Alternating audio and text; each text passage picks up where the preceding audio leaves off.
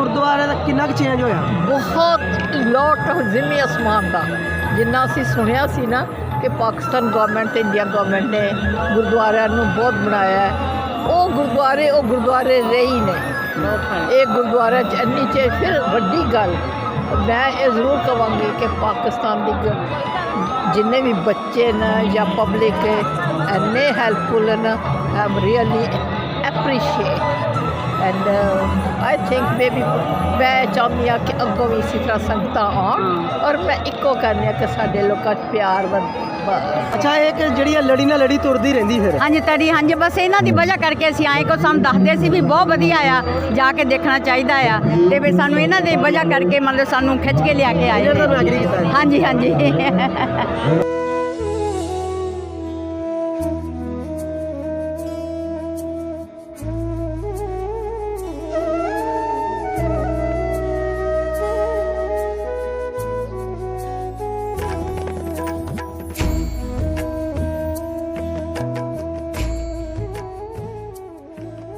ਸਤਿ ਸ਼੍ਰੀ ਅਕਾਲ ਜੀ, ਤੁਸੀਂ ਦੇਖ ਰਹੇ ਹੋ ਪੰਜਾਬੀ ਲੋਕ ਵਿਚਾਰ ਤੇ ਅਸੀਂ ਇਸ ਟਾਈਮ ਮੌਜੂਦ ਹਾਂ ਗੁਰਦੁਆਰਾ ਨਨਕਾਣਾ ਸਾਹਿਬ।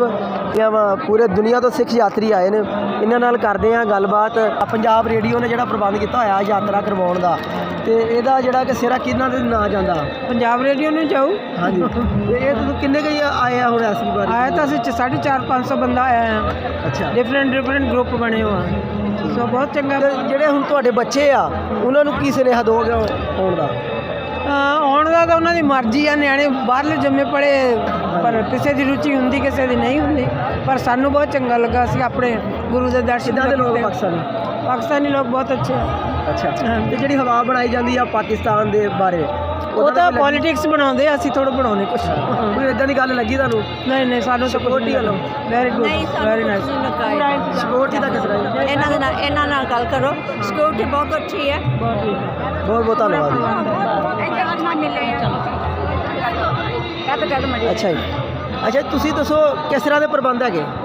देखो जी, मैं पंजाब रेडियो तो आई हाँ, मैं पहली बार नहीं आई, मेरा ये 3rd ट्रिप है।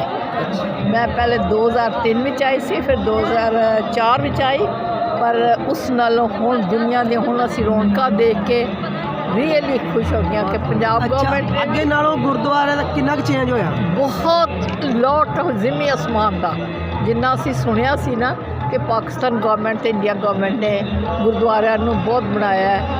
वो गुरुद्वारे रही ने एक गुरुद्वारा च इन्नी च फिर वड्डी गल मैं ये ज़रूर कहांगी कि पाकिस्तान की जिन्ने भी बच्चे न या पब्लिक इन्ने हेल्पफुल न I am really appreciate and I think may मैं चाहती हाँ कि अगों भी इसी तरह संगत आन और मैं इको कहनी हाँ कि साढ़े लोगों प्यार बन।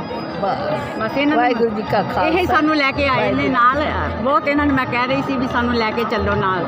मेरे ਹਾਂਜੀ दिल में सारियां कहनियां सी भैन जी चलो चलो चलो। ਅੱਛਾ ਇਹ ਕਿ ਜਿਹੜੀ ਆ ਲੜੀ ਨਾਲ ਲੜੀ ਤੁਰਦੀ ਰਹਿੰਦੀ ਫਿਰ? ਹਾਂਜੀ ਤੜੀ ਹਾਂਜੀ ਬਸ ਇਹਨਾਂ ਦੀ ਵਜ੍ਹਾ ਕਰਕੇ ਅਸੀਂ ਆਏ ਕੋ ਸਾਨੂੰ ਦੱਸਦੇ ਸੀ ਵੀ ਬਹੁਤ ਵਧੀਆ ਆ ਜਾ ਕੇ ਦੇਖਣਾ ਚਾਹੀਦਾ ਆ ਤੇ ਵੀ ਸਾਨੂੰ ਇਹਨਾਂ ਦੀ ਵਜ੍ਹਾ ਕਰਕੇ ਮਤਲਬ ਸਾਨੂੰ ਖਿੱਚ ਕੇ ਲਿਆ ਕੇ ਆਏ ਇਹਨਾਂ ਦਾ ਐਗਰੀ ਕੀਤਾ ਜੀ। ਹਾਂਜੀ ਹਾਂਜੀ ਹਾਂਜੀ ਵਾਹਿਗੁਰੂ ਜੀ ਕਾ ਖਾਲਸਾ ਵਾਹਿਗੁਰੂ ਜੀ ਕੀ ਫਤਿਹ। परमात्मा तुहानू सारिਆਂ ਨੂੰ खुश रखे बस।